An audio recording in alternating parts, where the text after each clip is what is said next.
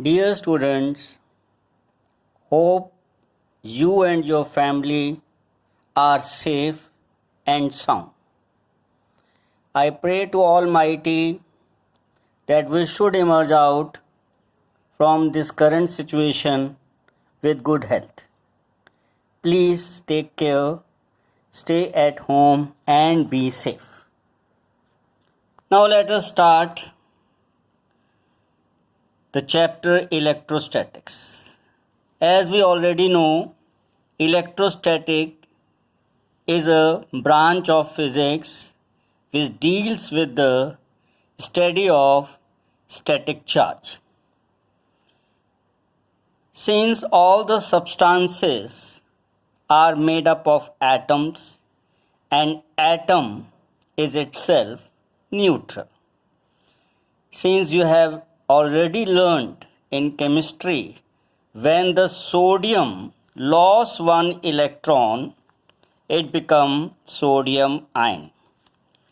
It means that when an atom lost one electron, it becomes positive ion. Similarly, you have learned in chemistry that chlorine, when it gains electron, it becomes Cl minus यानी कि negative ion. It means that when atom gain electron, it becomes negative ion. So what does it mean? It means that if any substance lost electron, it becomes positively charged body, and when any substance gain electron, it becomes negative charged body. Now let us start. Charge. As we have already knowing this thing, that there are two types of charges. The nature of charge are either positive or negative. And how can it be positive? As just I told you, positive charge when the body lost electron. It means that there is a deficit number of electrons. So whenever the electrons are in deficit in substance, then it becomes negative charge body. If any body gains electron, it means that there is an excess number of electrons. So whenever there is an excess number of electrons, it becomes negative charge body.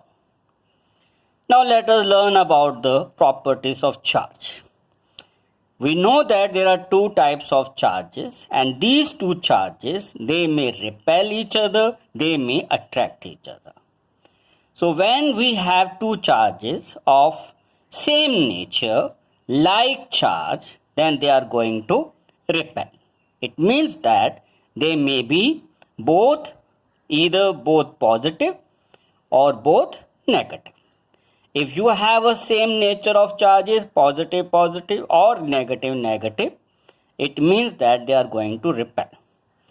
And when they are of same charge, nature of charge, it means their product will be greater than 0 or positive. Unlike charge, it means that when two charges are of opposite nature, it means one is positive and other one is negative. So let us consider we do have one positive charge, another one is negative, or negative charge or positive charge. They will attract each other. Positive and negative charge, they are going to attract each other. So what will be the product of these two charges? Definitely negative.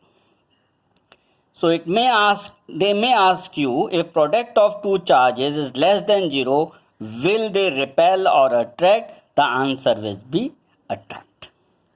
If the product of two charges is positive, it means that they are of same nature, then they are going to repel each other. So we have just learnt about it, that same nature charges are going to repel and opposite nature of charges are going to attract each other with some force. The second property is additive property. Additive means the charge are added algebraically. It means the sum of the charges is given by sum of all the charges, whether it is positive or negative. If it is positive, you will write plus. If it is negative, you will write minus. It means that the total charge is given by scalar sum of algebraic sum of all the charges. So it means the charge is not a vector quantity, it is a scalar quantity. And what is the unit of charge? Coulomb. The third property is quantization of charge. Quantization means it has certain minimum value. As we already know that each and every body or each and every substance, each and every physical quantity, they must have a finite or definite or minimum value.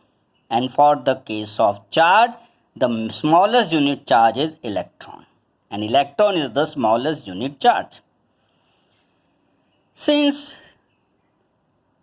we know that there are fraction of electrons, they are called quarks.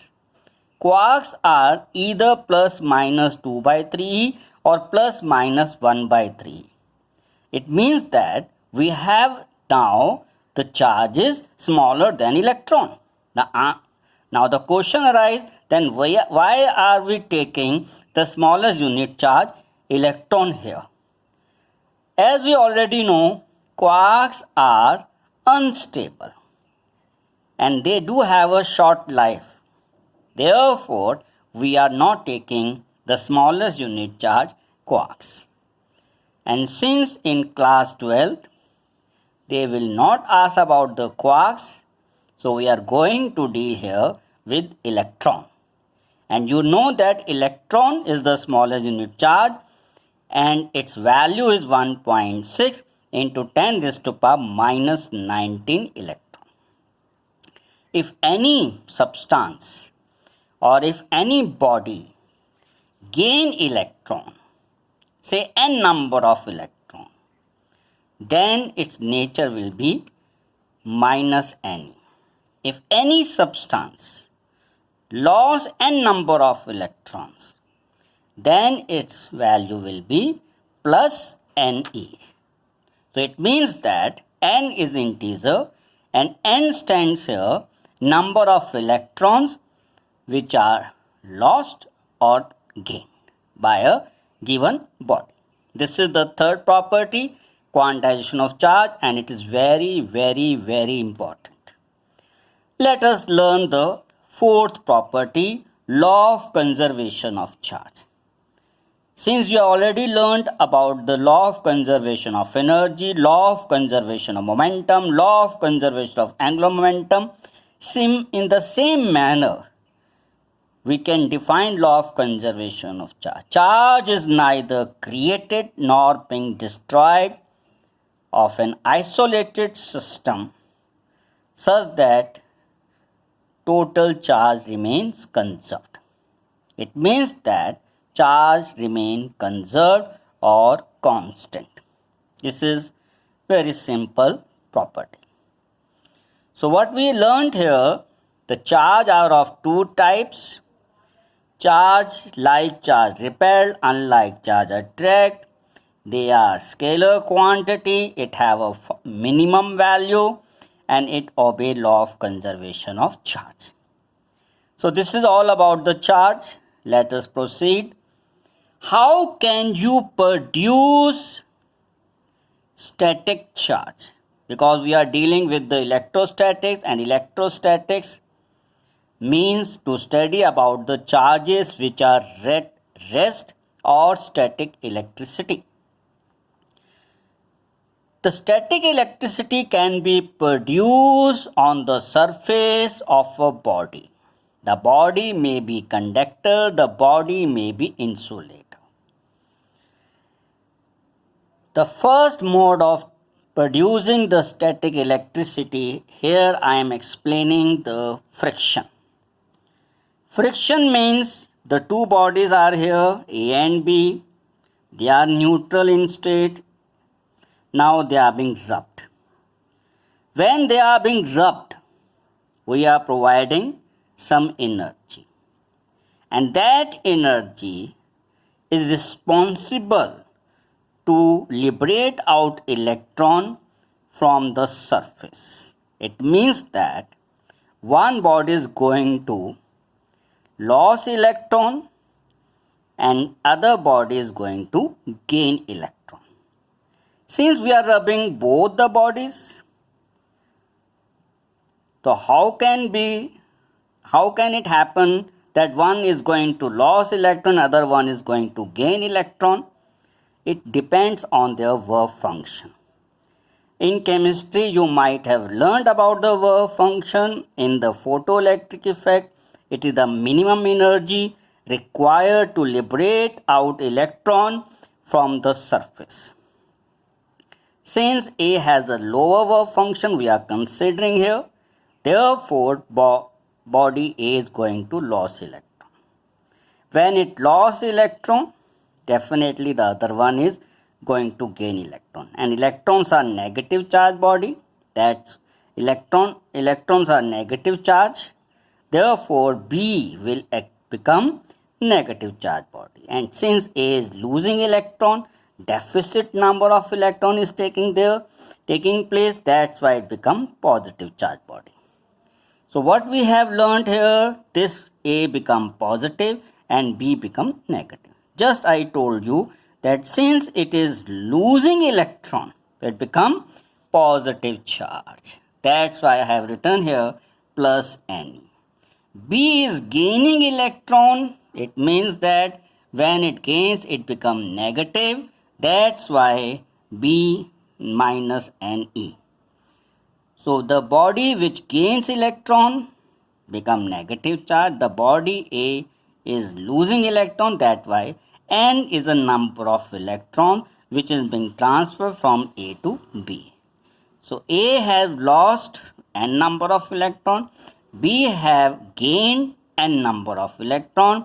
Therefore, in the friction, what we have found, the two bodies are having equal charge, Ne and Ne, but they are unlike charge because one is positive and other one is negative, opposite nature.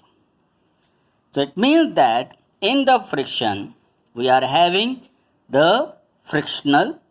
Friction means we are rubbing. So the electricity which is being produced with the help of friction is called frictional electricity.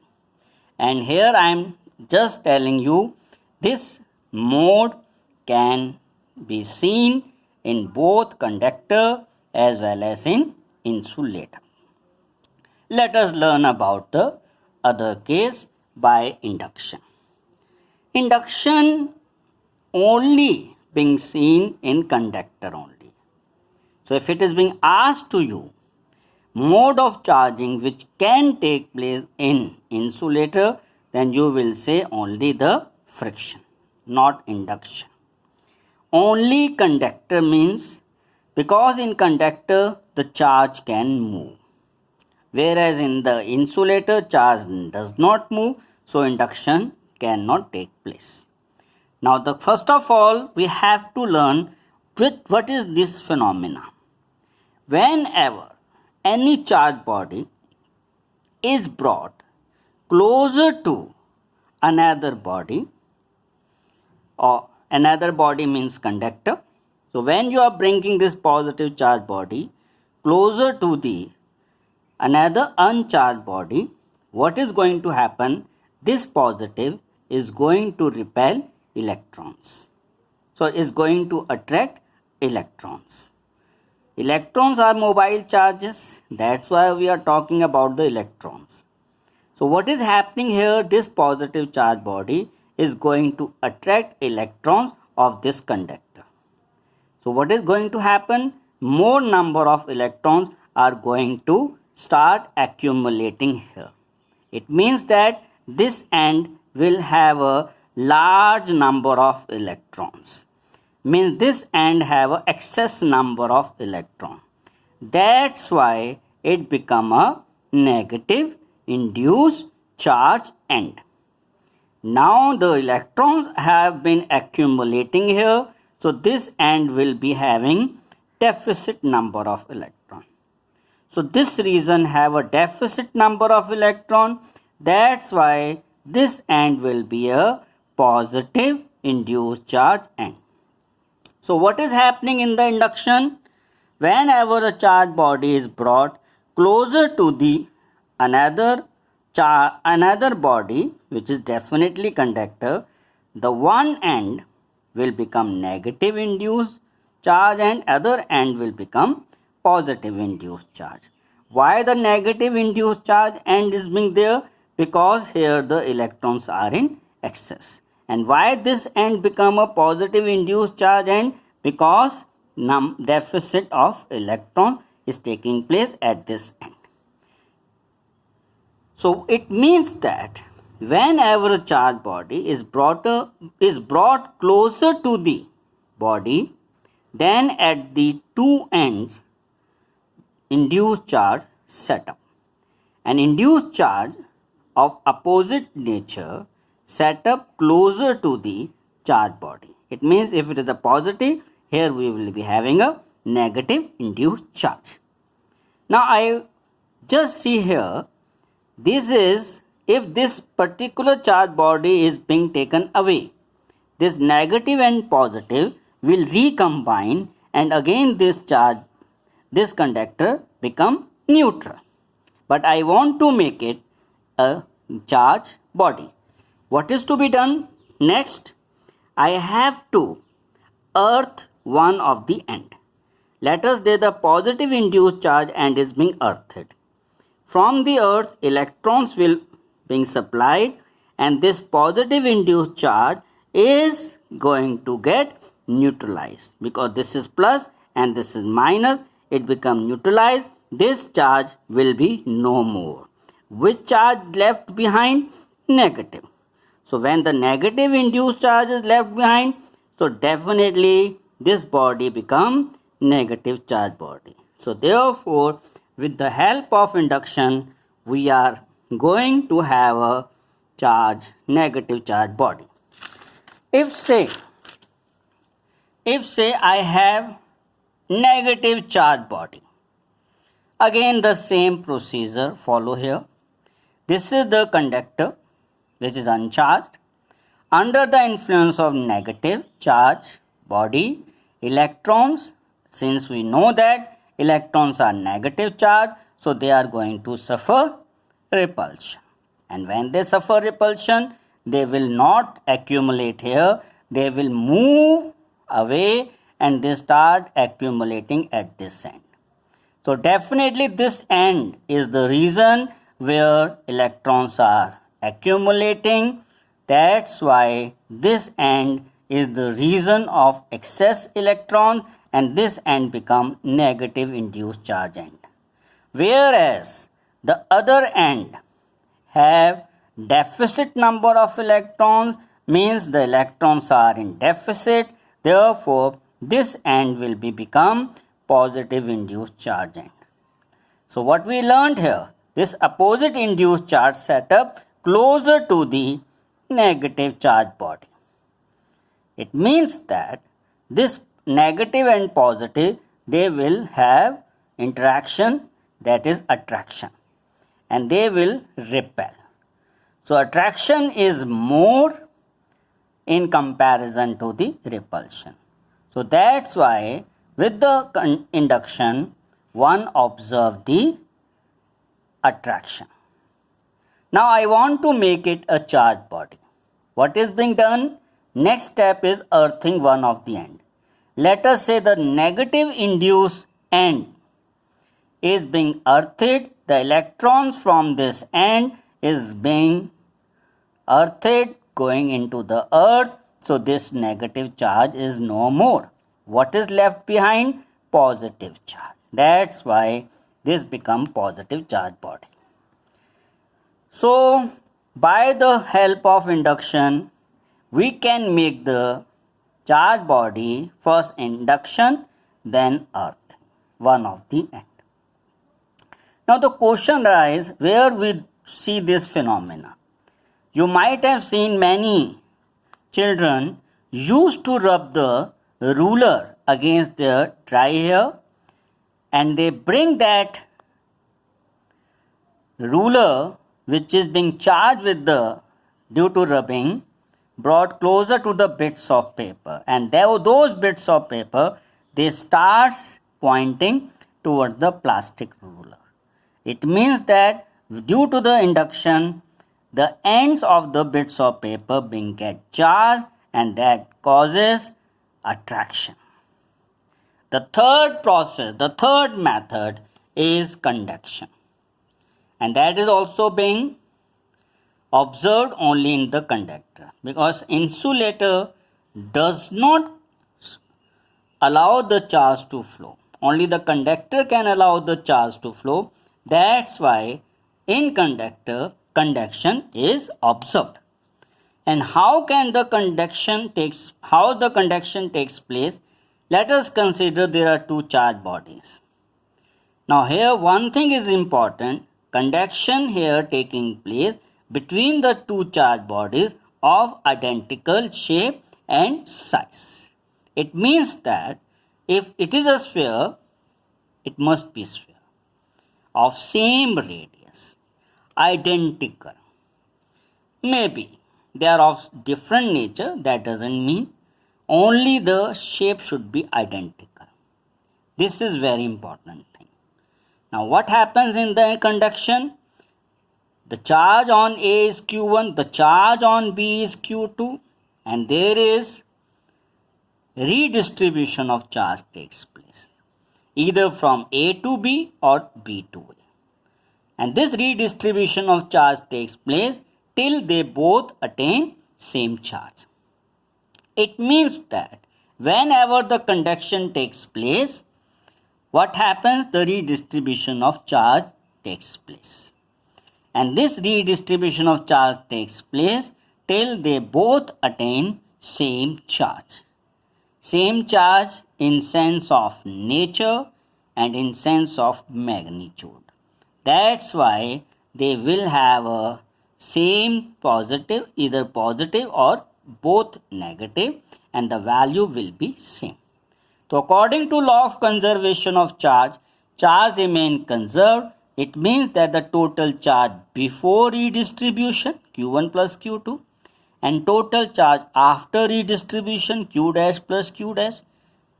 So one find Q dash equals to Q1 plus Q2 by 2. It means the average of the two charges.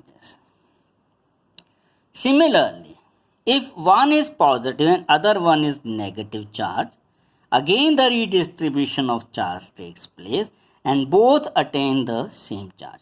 So redistribution is taking place till both acquire same charge. As you already learned in 11th in thermodynamics, zeroth law of thermodynamics, if two bodies are brought in contact, and what is being happening there? The heat flows, and heat flows from one hot body to the cold body till both attain same temperature.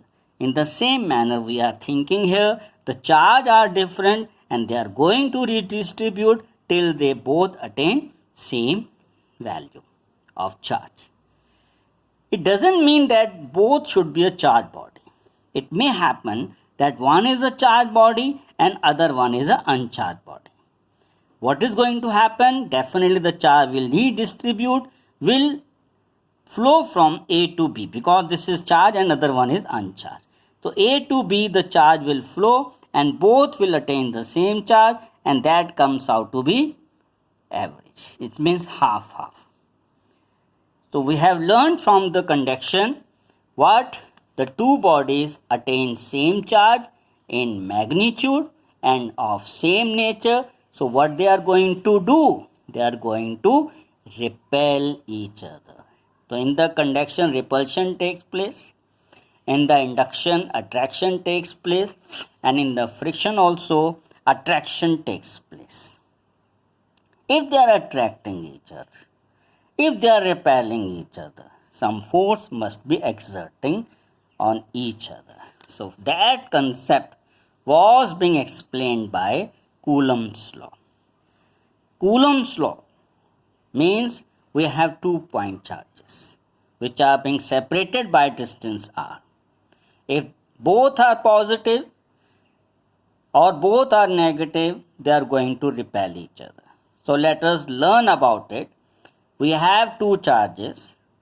These 2-point charges Q1, Q2, and the force between them is directly proportional to product of their magnitude and inversely proportional to square of their distance. It means that it obeys inverse square law. If you remove this proportional, then you have to write proportional constant, and this is called K. And what is the value of K? 9 into 10 raised to power 9. And what is the unit? If you don't know the unit, you just place here this K here itself. R square goes in the numerator, Q1, Q2 goes downward. In the denominator, F unit is Newton, R unit is meter, Q unit is Coulomb. So its value becomes Newton meter square per Coulomb square. Since this is the force, and force is not a scalar quantity, it is a vector quantity. So, and this electrostatic force is a central force. Central means it is directed along the line joining of these two charges. It means that if I say this is the point A and this is the point B, what is happening here? Either the force will be along AB or along BA, along the line joining of the two charges. So how can you write in a vector form K Q1 Q2 by R square R cap? R cap gives the direction, and this is the unit vector along the line joining of the two charges. So therefore what I find here, unit vector, as you already know, vector upon its magnitude. So it means that K Q1 Q2 upon R cube R vector. This is the relation in vector form. This is the magnitude and this is the vector relation. This is being explained in your PDF. You can see to it. If the two charges are in vacuum or air, the relation becomes F equals to K Q1 Q2 by R square. And K can be expressed as 1 upon 4 pi epsilon naught. This epsilon naught means permittivity in vacuum. Its value is 8.85 and so minus 12, and since it is reciprocal, that's why the unit will become reciprocal, Coulomb square upon Newton meter square. Permittivity means permit. Permit means allow. As you already know, the two charges are interacting each other. They are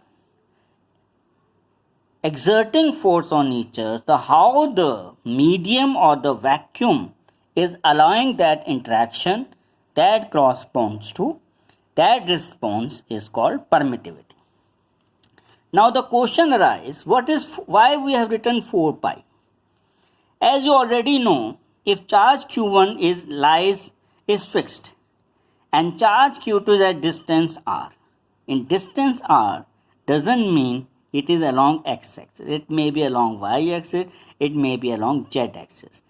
यानी कि जो Q2 charge है, if the charge Q2 is lying in the space at certain distance r, this force is going to be experienced by Q2 at distance r within the space. And for a space, you already know 4 pi to be expressed.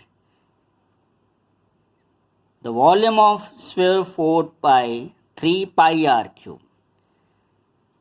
The surface area of sphere 4 pi r square. This is learnt in 11 in the solid angle. 4 pi means for whenever we experience the thing in the space or 3 dimension, there we express 4 pi.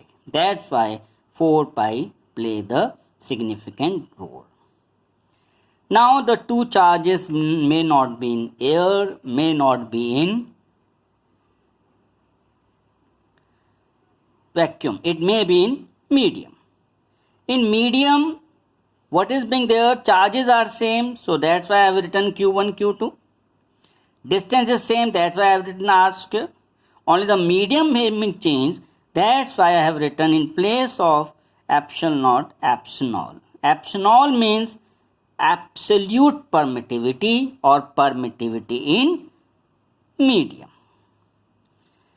Now, just divide them.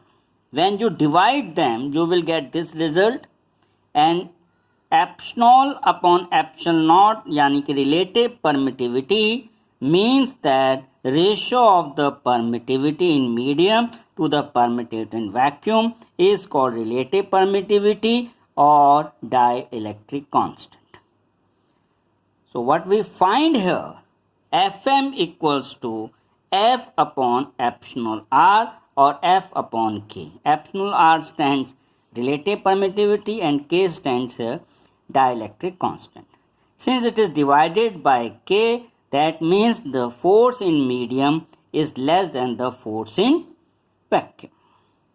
It means that whenever the two charges are being placed in a medium, the force between them is going to decrease. In chemistry, you have learned about this thing.